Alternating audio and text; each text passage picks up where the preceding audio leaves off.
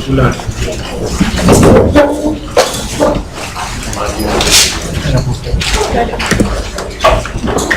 La presión arterial, la fuerza con que la sangre va siendo desplazada a través de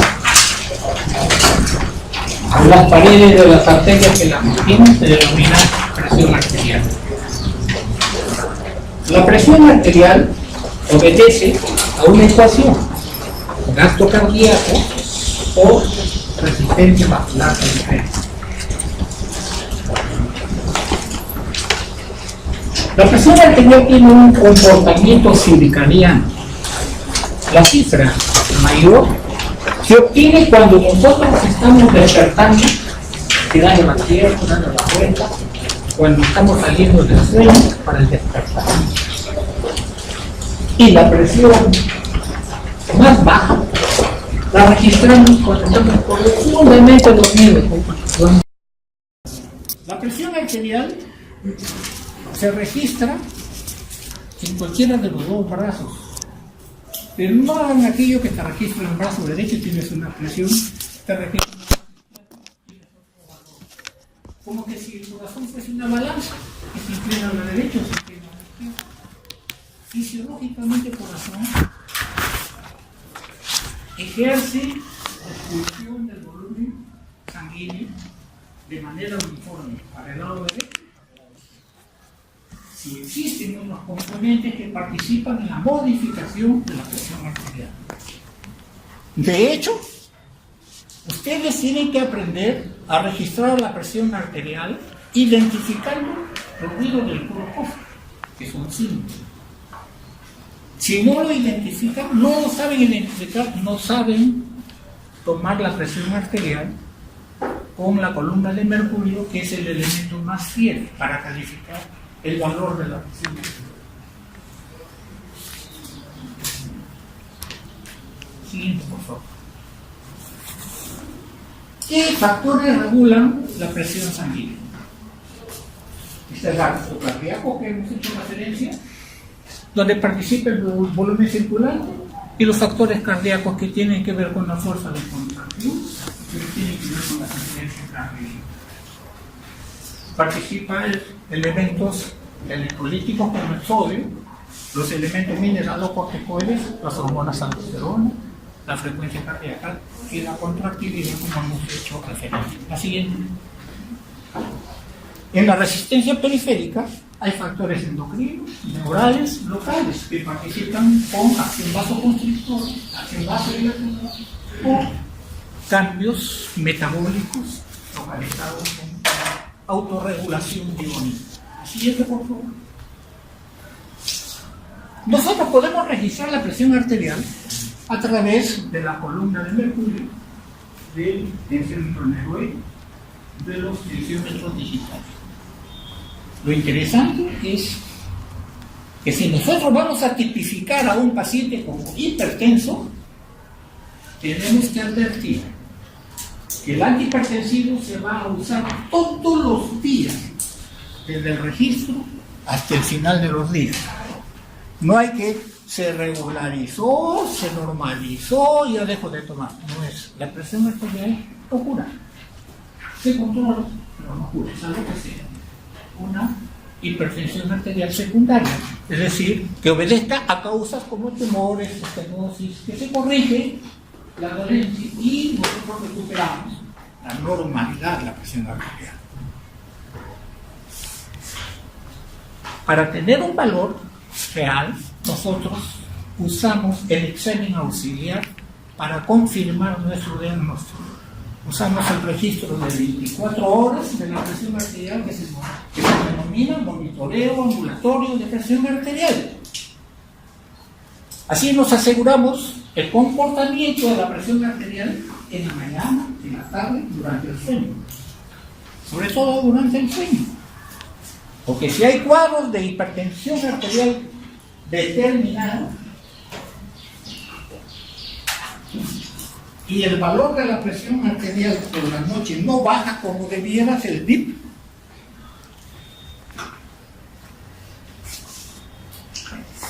nos está indicando el valor del registro de hipertensión arterial que el paciente pudiera estar próximo a hacer accidentes cerebrovasculares. O sea que nosotros tenemos que estar convencidos de que el paciente realmente es hipertenso, porque la medicación es permanente de por vida. ¿Ok? Así es, por favor. Los valores de presión arterial normales están debajo de 120 la sistólica y debajo de 80 la diastólica. El hipertensión arterial por limítrofe que le llaman algunos entre 120 y 139 y 180, arriba de 140 y arriba de 90, y hay valores de hipertensión arterial de grado 1, grado 2, pero ya hay hipertensión arterial. Paciente, por favor. Sistemas que regulan la presión arterial. La presión arterial no es una característica fisiológica estática. La presión arterial no permanece estable como una meseta. La presión arterial está como el semáforo. Estás en verde, estás tranquilo. La presión arterial tiene un valor de lo normal. Así como el semáforo se pone en ámbar y te va anunciando una suerte de riesgo si es que atraviesa sin ámbar. Bueno, cuando estamos con alguna presión emocional, prefiero yo llamar emergencia psicológica y no estrés, porque una emergencia psicológica se puede presentar en cualquier circunstancia y depende de la reactividad de las personas que responden con tal o cual valor de la presión arterial. Uno debiera siempre tener una presión arterial dentro de valores de normalidad si nunca fue hipertenso. De ahí que viene la bata blanca famosa, que tú tienes el mandil blanco y te asustaste si tienes un registro de presión arterial. Pero en el fondo existe una reactividad emocional que uno tiene que calcular, mediar, valorar. En tanto, la presión arterial arbitrariamente tiene un valor, pero que ese valor no se mantiene, no se sostiene, va cambiando conforme avanzamos en la edad, en razón de los cambios estructurales que se van dando con los vasos. Se ponen más rígidos, entonces puede aparecer la presión arterial o un comportamiento diferente de los menores de 50 años. Arriba de 50 años, la sistólica va hacia arriba y la diastólica va hacia abajo. La presión arterial del pulso entonces crece.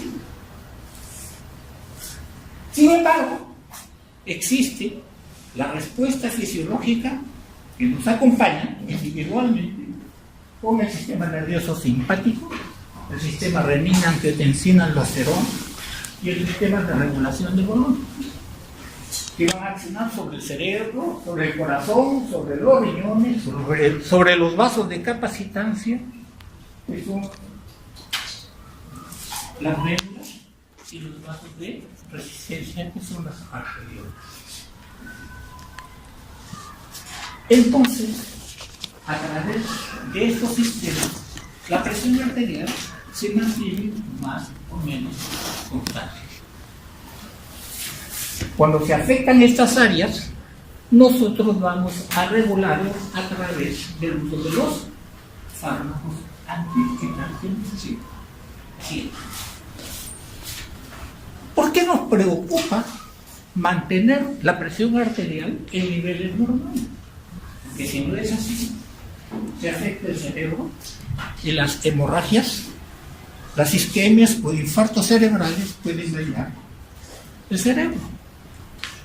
La retina sufre y hace retinopatía hipertensiva, con edemas, con exudados algodonosos, hemorragias.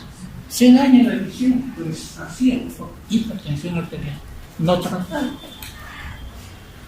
Los vasos periféricos van sufriendo modificaciones en razón del soporte de la injuria del desplazamiento de la sangre a través del endotelio. Entonces hay enfermedad vascular periférica.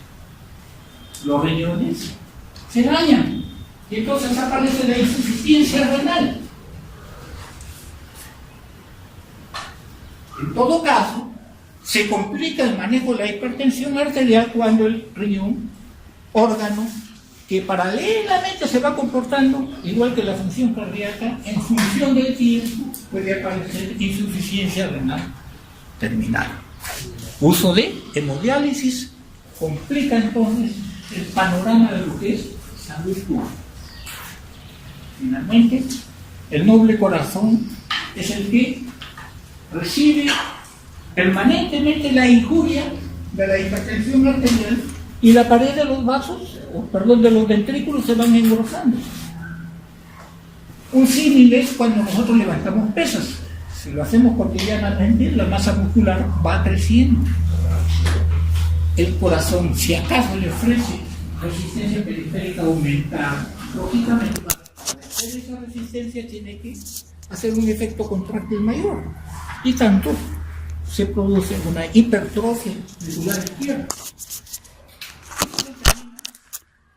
El riego se dificulta y viene con la cardiopatía isquémica.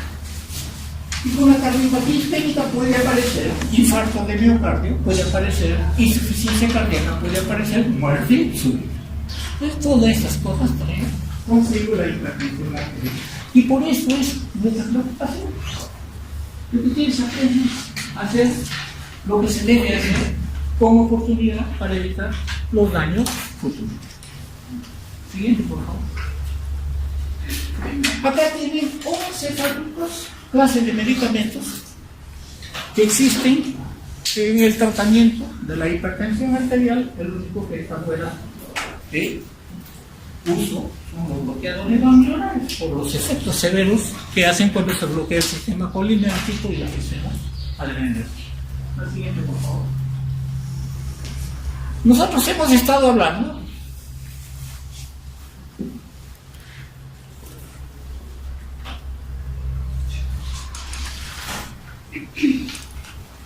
¿qué desea, señor?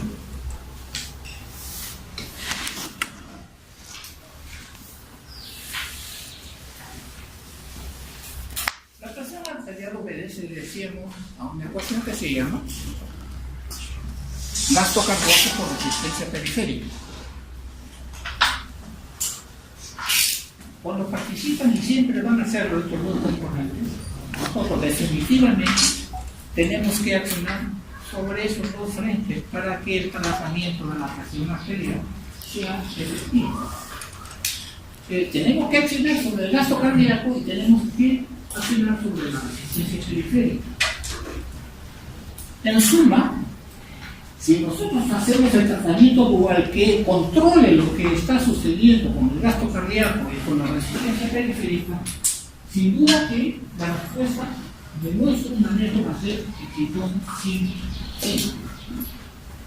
Muy bien. Entonces, ¿quiénes accionan sobre el gasto cardíaco?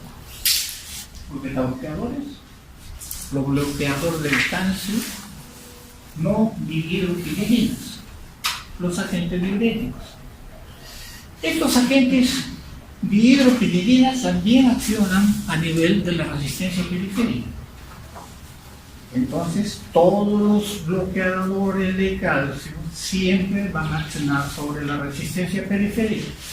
Los diuréticos lo hacen sobre el volumen, sobre el gasto cardíaco y también sobre la resistencia periférica.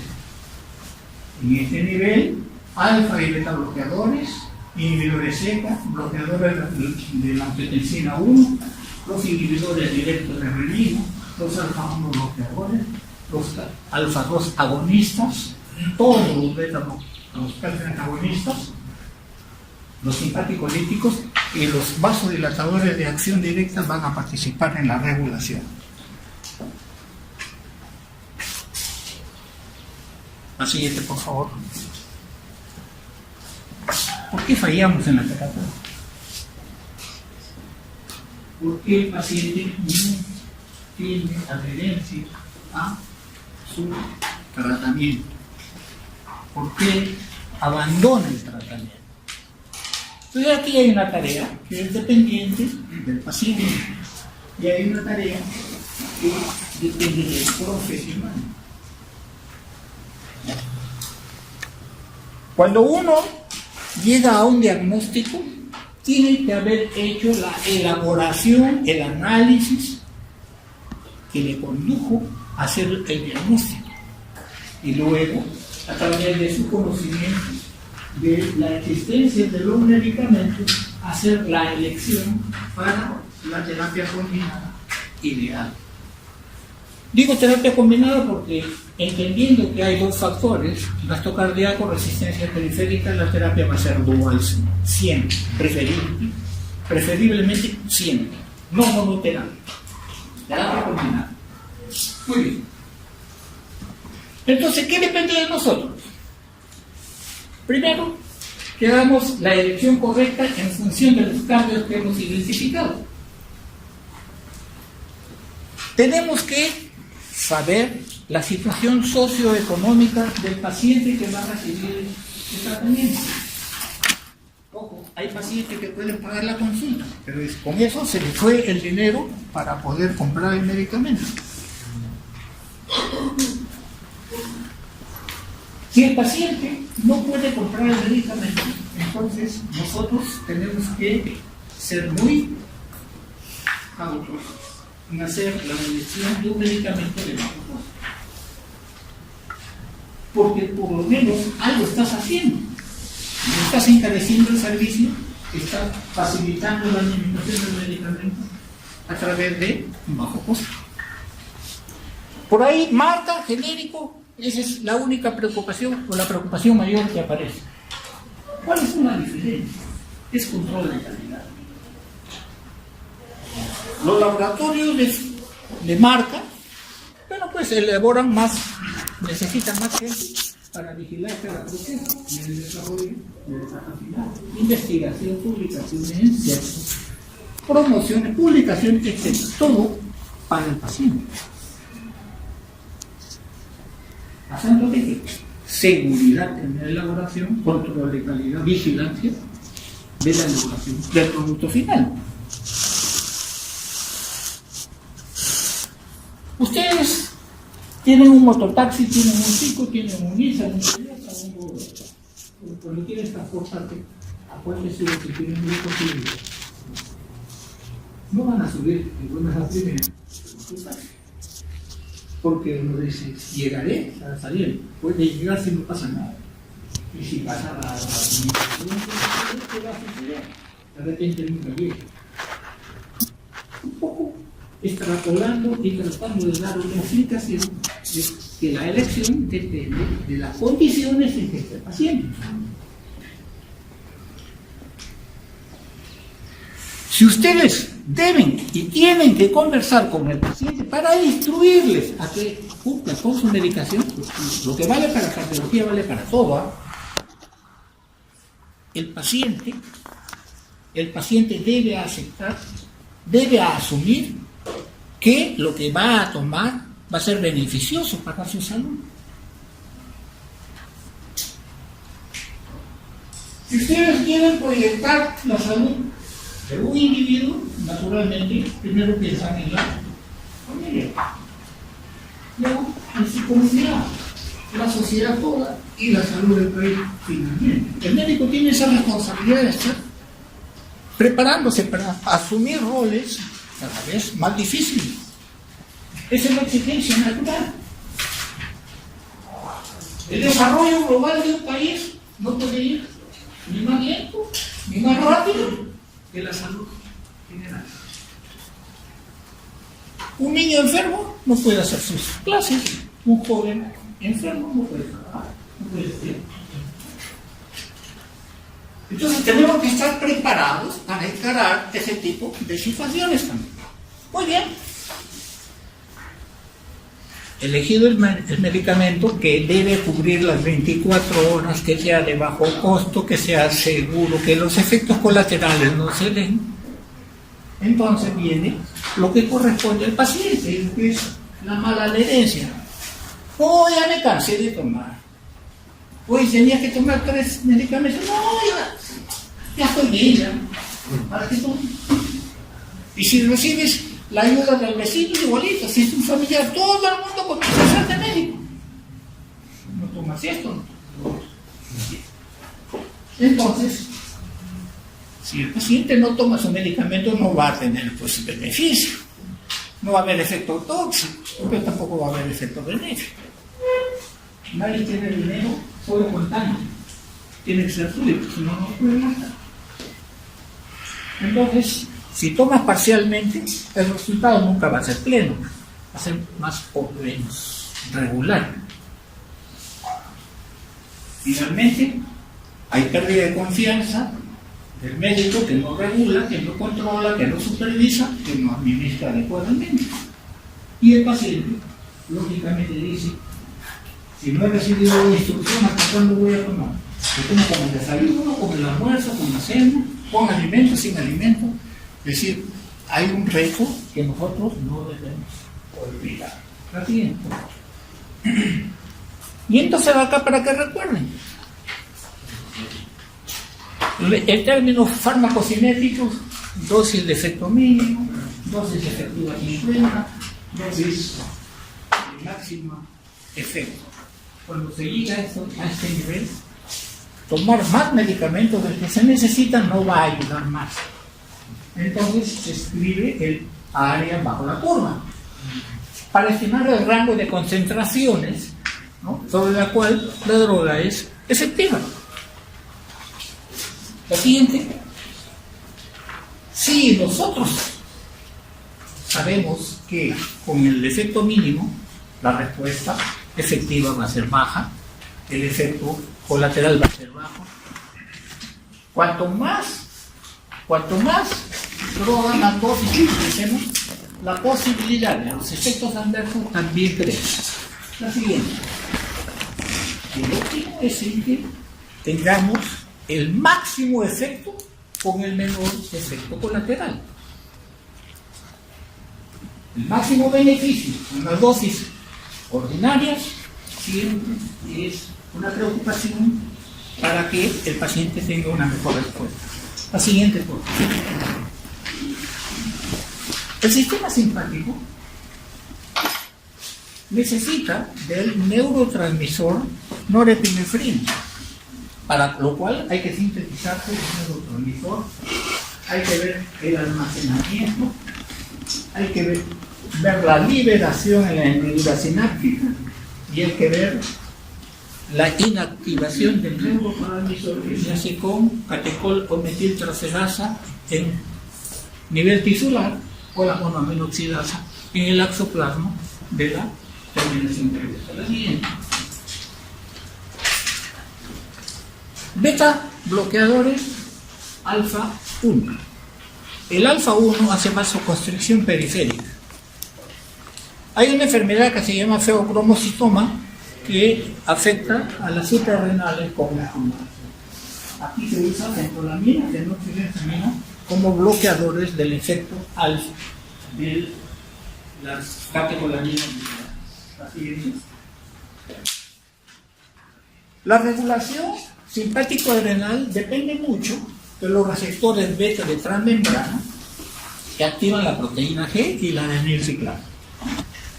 Estos medicamentos, los receptores beta, son prácticamente una preocupación esencial para el tratamiento de hipertensión arterial en menores de 60 años.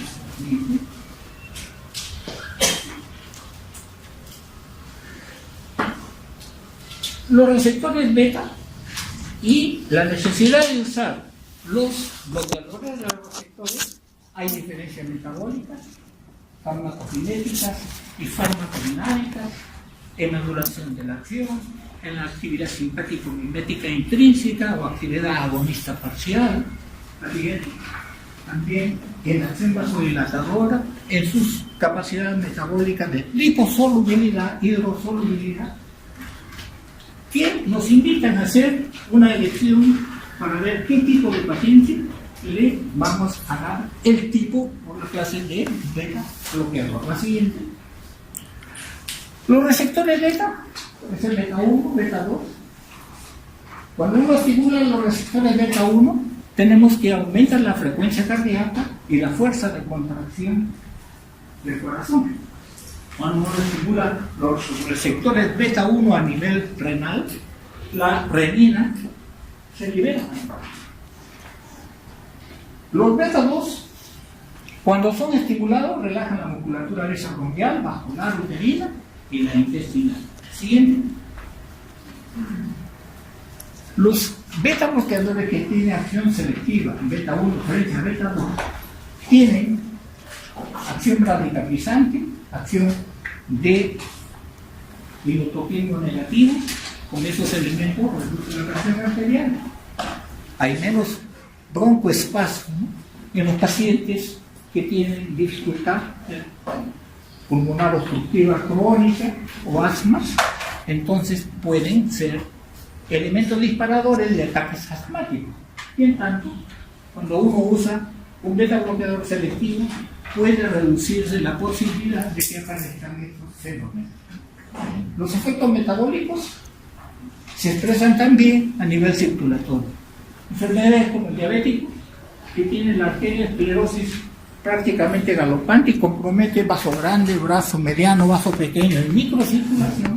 Entonces, necesitamos que nosotros hagamos una selección para diferenciar el tratamiento de estos pacientes. Los no selectivos son aquellos que bloquean indistintamente beta 1 y beta 2. Y entonces los efectos antihipertensivos y cardíacos son similares a los beta 1 selectivos. Pero cuando nosotros bloqueamos el efecto que propicia una broncodilatación, hacemos el efecto contrario y los efectos pulmonares periféricos agravan pues el asma, la enfermedad pulmonar obstructiva. La siguiente. Los beta bloqueadores pueden ser no selectivos, cardioselectivos o beta bloqueantes con acción vasodilatadora. Los no selectivos son los denominados de primera generación, que bloquean no selectivamente el receptor beta 1 y beta 2. Lo hacen propanolol, cartiolol, nagolol, penilbutolol, sotalol, quimolol. Los fármacos de segunda generación poseen una selectividad relativa cuando se usan a bajas dosis para los receptores beta 1 cardíacos. Ahí está acebutolol, atenolol, betaxolol, bisoprolol, metoprolol. Los de tercera generación tienen propiedades vasodilatadoras y esa acción vasodilatadora puede ser directa, mediada por liberación de óxido nítrico o por receptor alfa clásico adrenal. Hay acción no selectiva como la betalol, carvedilol, que tiene acción beta bloqueadora y acción vasodilatadora. El nebivolol tiene acción selectiva para el efecto de vasodilatación con menos compromiso metabólico cuando se trata a los pacientes diabéticos. La siguiente, por favor. Hay fármacos beta bloqueadores que tienen acción agonista parcial, lo que es la actividad simpático-mimética intrínseca, positiva o negativa. Y aquí están agrupados los fármacos con actividad simpático-mimética intrínseca negativa para los positivos. Y los que tienen actividad bloqueante, alfa 1, está la betalol, nebivolol, carvedilol, bocindolol. La siguiente. Este gráfico quiere significar los efectos del beta bloqueo a nivel del nodo sinoauricular, del nodo atrioventricular, con efectos negativos. Es decir, reducen la frecuencia cardíaca, el cronotropismo negativo, la conducción se enlentece, es el cronotropismo negativo. Esos dos efectos conducen a hacer acción antiarrítmica. El inotropismo negativo definitivamente hace una cardiodepresión que contribuye al efecto antiisquémico. En los focos automáticos fuera del tejido de conducción del nodo sinusal están los focos arritmogénicos. Establece entonces como efecto antiarrítmico acción estabilizante de membrana. Pueden interaccionar negativamente cuando se asocian otros agentes. Señoritas, si han llegado tarde para distraerme, por favor continúen afuera, ¿les parece? Entonces, la acción depresora del nodo sinusal o del atrio ventricular estará pues cuando uno usa veramamilo, diltiazem, digoxina o amiloradona. Casi siempre resulta sumamente riesgoso asociar beta bloqueadores con estos medicamentos. Entonces, no vaya a ser que se olviden cuando estén haciendo necesidad de controlar taquiarritmias y hagan mal uso de estos agentes, porque pueden proporcionar una respuesta tipo shock cardiogénico al deprimir la presión arterial más allá de lo que estimamos y agravando la situación del paciente. La siguiente. De acuerdo a su solubilidad, también depende la eliminación y la duración de los efectos. Los agentes liposolubles son eliminados por el metabolismo hepático y tienen una tendencia a tener una vida media plasmática corta. El propranolol y el metoprolol son liposolubles, se absorben en el intestino delgado, son metabolizados en el hígado y su biodisponibilidad es variable. La siguiente, por favor. Los agentes hidrosolubles son eliminados sin cambios por el riñón y tienen una vida plasmática más larga y una concentración más estable. El atenolol o nafolol tiene esa característica, se absorben incompletamente a nivel intestinal. La siguiente, por favor. La biotransformación se da a nivel del hígado o a nivel del renal. Los agentes propranolol, carvedilol, metoprolol fundamentalmente se metabolizan en el hígado. Los que se eliminan el 100% por vía renal, o sea, el atenolol, nafolol, sotalol, cartiolol.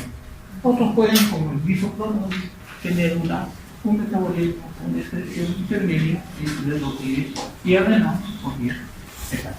La siguiente. Hay contraindicaciones absolutas que tienen que ver con el padecimiento que presenta el paciente y la necesidad de seleccionar o no uso de beta bloqueadores. Contraindicaciones absolutas, si hay una bradicardia preestablecida, no podemos usar beta bloqueadores. Si hay previamente identificado un bloqueo auriculoventricular, ya identificado con el electrocardiograma, tampoco podemos hacer uso de beta bloqueadores. Si existe un síndrome de taquicardia bradicardia, es decir, latidos rápidos y latidos lentos alternantes, mejor no usar beta bloqueadores. Si ya existe una insuficiencia cardíaca de tipo congestivo, donde ya los pulmones están sufriendo del encharcamiento de la sangre, con edema pulmonar no pueden usar beta bloqueadores. Sí se puede usar beta bloqueadores en insuficiencia cardíaca cuando esta es larvada y necesitamos evitar el consumo de oxígeno. El asma bronquial grave y el broncoespasmo grave también es una contraindicación. Los trastornos neurológicos que cursan con depresión grave contraindican absolutamente el uso de beta-bloqueadores. La siguiente. En el sistema adrenérgico igual tenemos lo de acción central. La alfa-estimulación reduce la presión arterial. El alfa-bloqueo aumenta la presión arterial. La beta-estimulación aumenta la presión arterial y el beta-bloqueo reduce la presión arterial a nivel central, a nivel de la salida del flujo simpático central, periférico. La siguiente. Los agonistas alfa-2 la metildopa, la clonidina, el guanabén, la blanfacina, la moxonidina. Metildopa, la siguiente, por favor, es una prodroga y necesita ser transformada en alfa-metil-noretilefrina para que accione disminuyendo el flujo simpático de salida del sistema nervioso central. Disminuye la resistencia vascular sistémica y con ello también el gasto cardíaco. Mantiene el flujo sanguíneo renal, la hipotensión postural, es decir, aquella presión arterial que disminuye al cambio de posición, no se presenta con metildopa porque no bloquea los vasoreceptores que median esa vasoconstricción. Se absorbe por vía oral rápidamente, su efecto tipo es entre 6 y 8 horas y su duración dura 24 horas. La siguiente. Son efectos colaterales: sedación, boca seca, impotencia, anemia hemolítica, autoinmune y hepatotoxicidad. De modo que en pacientes que son portadores de enfermedad hepática no debe administrarse metildopa. El test de Kunz positivo, una respuesta alergizante, ocurre en 20% de pacientes que usan metildopa, pero por largo tiempo. La siguiente, por favor. Puede retener fluidos, lo que hace necesario la utilización de diuréticos. Los expertos consideran que metildopa es de elección para el tratamiento de la hipertensión inducida por la gestación, reclampsia, para evitar la eclampsia. Clonidina es otro agente de acción estimulante de los receptores alfa-2 que reduce el flujo simpático de salida del sistema nervioso central, reduce la concentración plasmática de norepinefrina, reduce el gasto cardíaco y la resistencia vascular periférica. La siguiente. Puede dar hipotensión ortostática, mantiene el flujo renal, retiene fluidos y podemos tener necesidad de añadir a la terapia antihipertensiva cuando se usa clonidina diurética. Sus efectos colaterales: sedación, boca seca, impotencia, puede ser la manifestación colateral del uso de clonidina. La siguiente, por favor. Su vida media es más o menos larga y el retiro súbito del agua puede ocasionar una respuesta de hipertensión arterial de rebote, con aumento de la presión arterial, dolor de cabeza, temblor, taquicardia, dolor abdominal y sudoración profusa. La siguiente. Una sobredosis de clonidina puede inducirnos a estimular los receptores alfa-1 periféricos, porque su acción principal es estimular los alfa-2 receptores, pero en alta dosis también estimula los receptores alfa-1 y eso puede determinarnos una subida de la presión arterial. En pacientes diabéticos reduce la resistencia a la insulina, reduce la microalbuminuria que acompaña la nefropatía diabética y también reduce los niveles de fibrinógeno. Clonidina puede estimular la hormona de crecimiento, que puede ser útil en el crecimiento de los niños que están en fase de desarrollo. La siguiente. Guanfacina, guanabén, puede agravar las crisis de hipertensión arterial de rebote debido a su farmacodinámica, una vida media mucho más larga. La siguiente. Los bloqueadores alfa-adrenérgicos. La siguiente. Bueno, acá estaba la gráfica anterior donde asistíamos a la liberación del mediador químico norepinefrina. Lo trascendente es que por lo menos aquí hay el receptor alfa-2. Lo que se busca con estos agentes es bloquear el alfa-1 clásico periférico. Pero al momento de la recaptación, cuando es retomado el mediador químico para ser nuevamente depositado, entonces estimula el alfa-2 y la liberación del mediador químico norepinefrina se reduce. Al reducirse, entonces no hay posibilidad de estimular los receptores adrenérgicos que tienen que ver con frecuencia cardíaca. De modo tal que haciendo este accionar no va a hacer que el paciente presente taquicardia cuando se usan los bloqueadores alfa subúnico. La siguiente. La trazocina, tenazocina, la trimazocina, alfusocina, doxazocina, ampulocina son los agentes bloqueadores alfa subúnico. La trazocina y tenazocina, su mecanismo de acción tiene que ver con un bloqueo selectivo de los receptores alfa-1 adrenérgicos en las arteriolas. Su selectividad hace que la noradrenalina ejerza una retroalimentación negativa sin oposición. Es lo que me refería cuando, al ser recaptado el mediador químico, una vez que hizo su efecto, en esa recaptación de retorno puede estimular los receptores alfa-2 y reducir la liberación de norepinefrina, con lo que la respuesta taquicardizante se reduce. La siguiente. Se reduce la presión arterial por dilatación de los vasos de resistencia y los vasos de capacitancia. Y un poco como que por vía oral ejerce el efecto del nitrocrucial. Son más eficaces sin duda si se añaden otros agentes antihipertensivos como los beta-bloqueadores. La siguiente, por favor. Relaja la musculatura lisa de las vías urinarias y la vejiga, reduciendo la obstrucción urinaria en pacientes con hiperplasia benigna de la próstata. Estos agentes bloqueadores alfa-1 tienen la selectividad de su uso en el adenoma benigno de la próstata. Lo siguiente.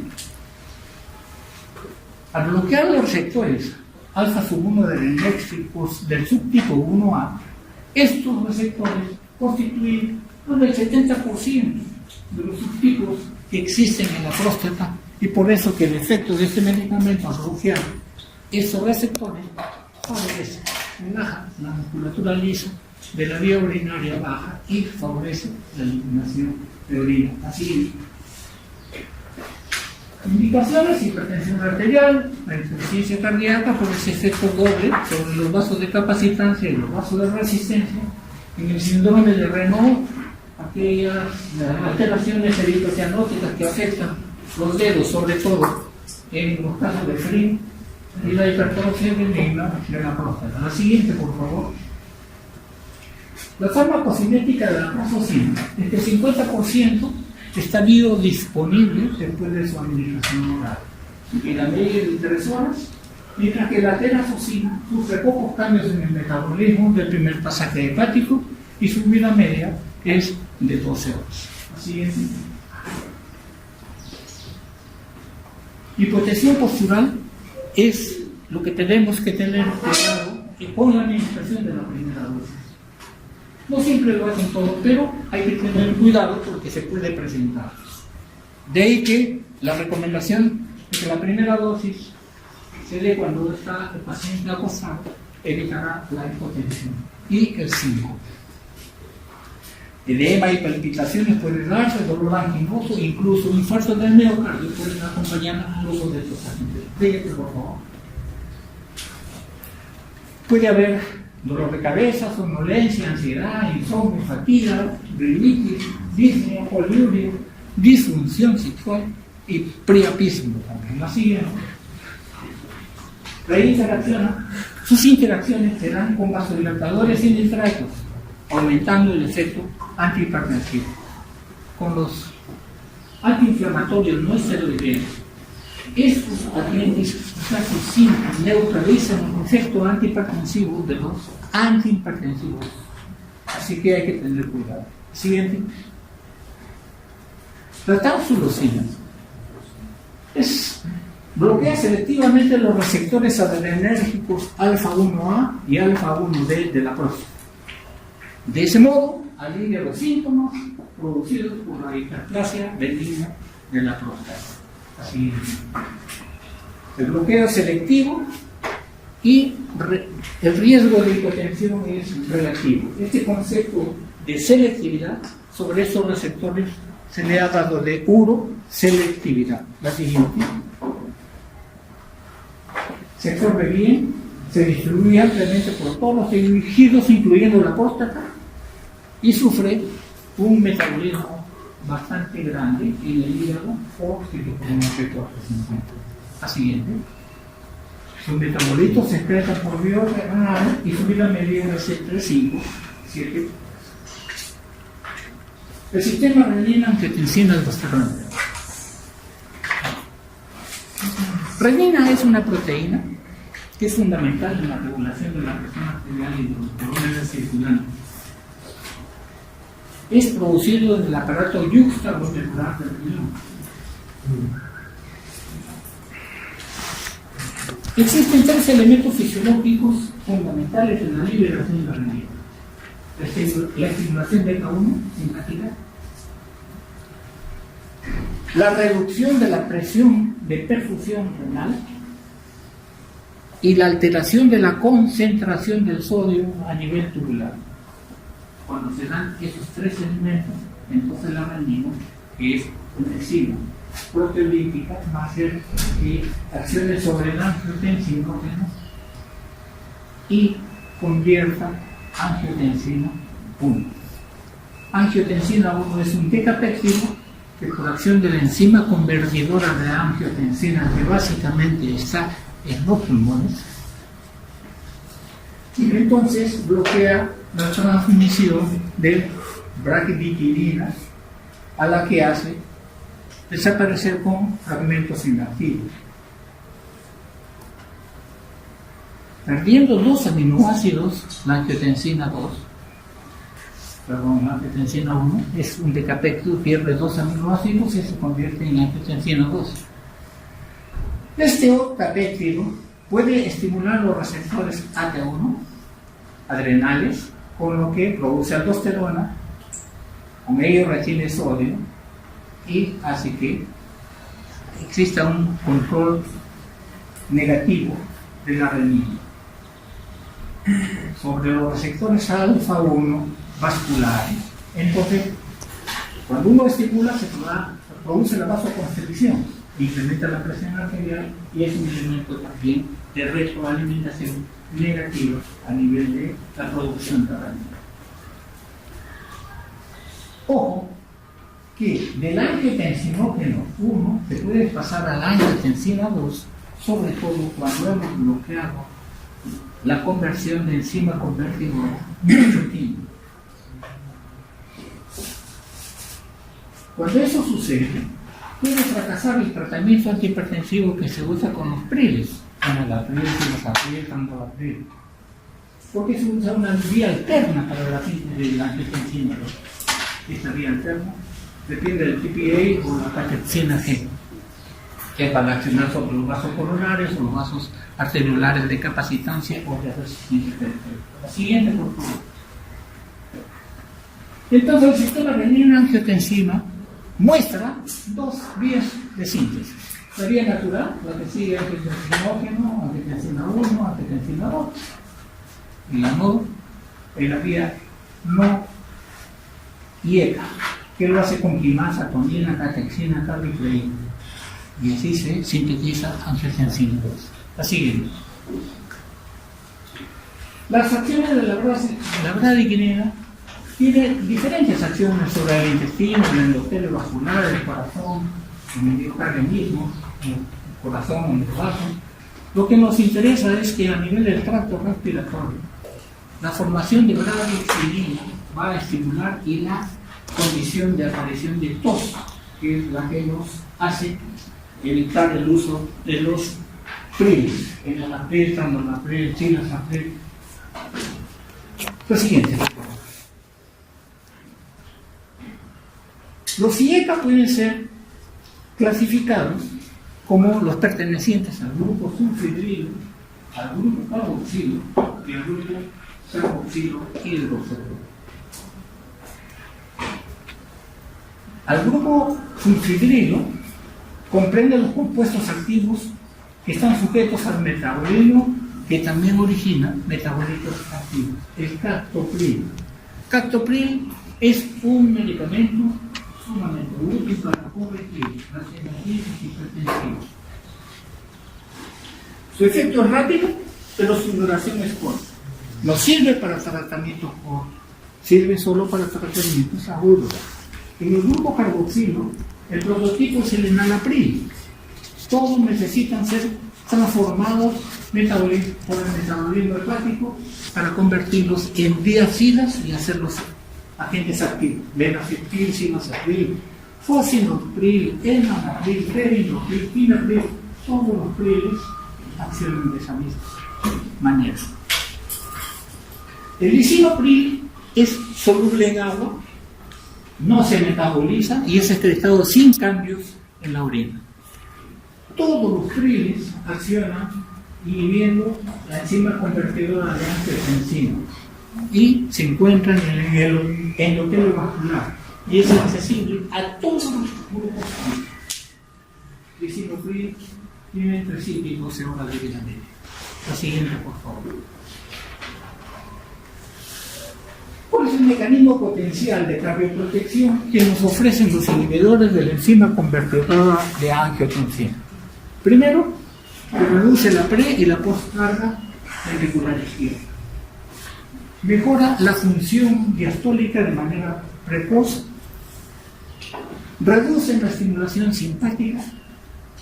Restauran el balance del suministro y demanda del oxígeno miocárdico. Y tiene algún efecto protector en la injuria de la reperfusión cuando se hace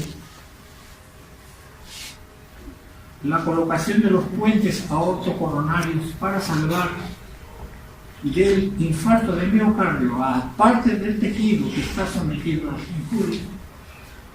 Entonces nos ayuda a restablecer ese suministro de demanda que tiene el miocardio del oxígeno. Y también nos protege de la injuria, de la reperfusión. Reduce el tamaño del infarto y nos ayuda en la remodelación de la fibra contráctil. Mejora la fibrinolisis endógena igualmente. La siguiente, por favor. ¿Qué desventajas nos ofrecen los inhibidores de enzima convertidora? Que tienen una inhibición incompleta de la angiotensina 2 y que generan tos de manera significativa. La siguiente. ¿Cuáles son los posibles efectos secundarios de los siguientes? Hay que tener cuidado con los diuréticos ahorradores de potasio, porque al reducir la aldosterona aumenta el potasio plasmático, que a nivel de las arteriolas puede ocasionar una hipotensión aguda, y eso tiene que llevarnos a hacer mucho cuidado para la aplicación de la primera dosis de levotiracetam. Luego, propicia la caída de la tasa de filtración glomerular y hay que monitorizar por esa razón también el potasio. Y aquí queremos graficar la tos que genera como elemento concomitante a la obtención de una regulación de las cifras de hipertensión arterial. La siguiente. La angiotensina 2 es el estimulante de los receptores AT1. Acciona a nivel cerebral, los vasos en general, el corazón y los riñones. A nivel del cerebro puede, por vasoconstricción, favorecer el shock y esto puede ocasionar la muerte. A nivel renal, reduce la tasa de filtración glomerular, propicia la proteinuria y la esclerosis glomerular, aumenta la liberación de aldosterona y eso condiciona insuficiencia renal que también puede llevar a la muerte. A nivel de los vasos, arteriosclerosis, vasoconstricción, hipertrofia vascular, disfunción endotelial, todo eso conduce a hacer hipertensión que puede llevarnos a hacer stroke o que nos conduce a hacer insuficiencia cardíaca o nos lleva a hacer insuficiencia renal. Finalmente, cuando se afecta el corazón, la hipertrofia ventricular, la fibrosis, la remodelación y la apoptosis, muerte celular programada, puede llevarnos a hacer infarto del miocardio, insuficiencia cardíaca y muerte. Entonces, tenemos que antagonizar el efecto de angiotensina 2 para evitar todos los daños que van asociados a su presencia. Así. Entonces, cuando la angiotensina 2 está presente, acciona sobre los receptores AT1 y también estimula los receptores AT2. Unos son excitatorios y otros son inhibitorios. Entonces, la vasoconstricción, la actividad simpática aumentada, la retención de sodio, la liberación de vasopresina, que promueve la hipertrofia del miocito y la proliferación de los mismos, que estimula la fibrosis cardíaca y activa también la acción del inhibidor del capnógeno. En cambio, la estimulación AT2 hace el efecto contrario. ¿Qué buscamos? Que los sartanes ocupen los receptores AT1 y entonces nos eviten todas estas manifestaciones y favorezca la presencia de la estimulación AT2 protegiendo. Así es. Diferencias entre los distintos ARA2. Hay diferencias farmacodinámicas y farmacocinéticas.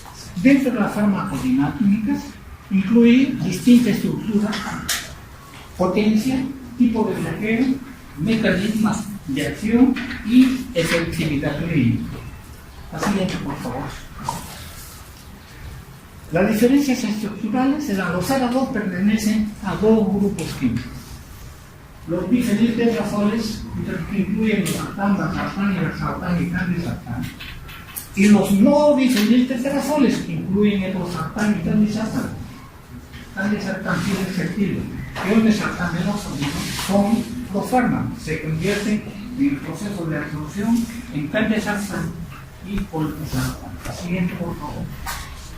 La característica farmacocinética de los antagonistas de los receptores AT1 de la angiotensina 2 básicamente reconoce que hay profármaco solo el candesartán y el olmesartán, como hemos dicho. Lo significativo es que la eliminación es fundamentalmente biliar, con escasa eliminación renal. La biodisponibilidad tiene mejor vida media para el irbesartán que para el telmisartán.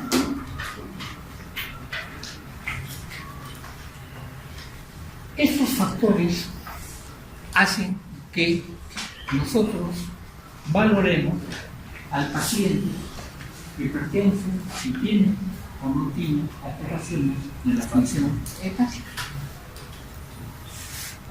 No tanto la función renal, porque vemos que la acumulación no se da por ahí, sino se da por ahí. Muy bien, la siguiente. Renina, como habíamos dicho, es un factor importante que participa en la regulación del sistema renina-angiotensina aldosterona, regulación de dolor y el comportamiento de la persona. Los primeros indicios con el uso de beta-bloqueadores para inhibir la liberación de renina formada en el aparato glomerular de la riñón. Después usaron los inhibidores ECA para inhibir la conversión de angiotensina 1 a angiotensina 2. Los bloqueadores, los ARA2, para inhibir la conversión de angiotensina 2 a AT1. Y los inhibidores directos de renina que desde el inicio bloquean la liberación de renina. La siguiente, un cuadrito para ver que los inhibidores de los receptores de angiotensina 2 elevan angiotensina 1, angiotensina 2, aumentan la concentración de renina y actividad de la renina plasmática. La siguiente, los calcioantagonistas. Los calcioantagonistas tienen un ciclo que sigue en la génesis del potencial de acción y su participación en la fase 2 del potencial de acción, donde ingresa el calcio que se suma al calcio liberado del reticulosarcoplasma. La siguiente, por favor. Existen diversos canales que conducen el calcio, los canales L, los T, los N, los P. A nosotros nos interesa los L porque es de mayor significación para localización en el músculo esquelético, cardíaco y vascular. La función es la contracción. La actina y la miosina son dos proteínas contráctiles que están autorreguladas por la participación de la troponina y la tropomiosina, que impiden que el calcio active la unión actina-miosina. Cuando se produce la contracción, entonces la troponina y la tropomiosina se retira y la actina-miosina consigue hacer una contracción con que se consigue hacer el aumento de tono de la musculatura lisa. La siguiente. Entonces, los canales se pueden estar a nivel de membrana o a nivel del retículo sarcoplástico. La siguiente. Los antagonistas del calcio o calcio antagonistas o bloqueadores de la entrada del calcio tienen que ver con el intercambio de la bomba calcio-sodio en el transporte activo, el transporte lento, en los tejidos de conducción y en el intercambiador calcio-potasio. Los canales de transporte lento tienen que ver con elementos inorgánicos u orgánicos, calcio antagonistas orgánicos de clase 1 que tienen miocardio, de clase 2 que están en la vasculatura general y los de clase 3 que tienen que ver con el tejido de conducción o ventricular. La vasculatura puede ser la vasculatura periférica, coronaria o cerebral. Los vasos pequeños o vasos grandes. La siguiente. Son las características farmacodinámicas, farmacocinéticas de lo que corresponde a los fermentagonistas dihidropiridina, verapamil, vintiacén, miseripina, nicaripina, amlodipina, ferrodipina, nitrodipina y nimodipina.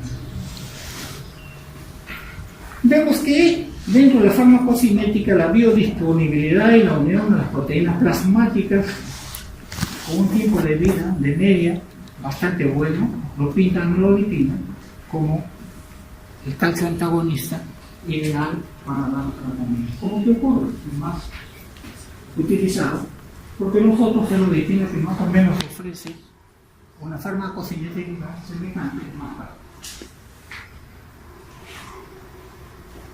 Nimodipina tiene acción cerebral sobre los vasos cerebrales, entonces ayuda a mejorar el riego en esa área. La siguiente, por favor.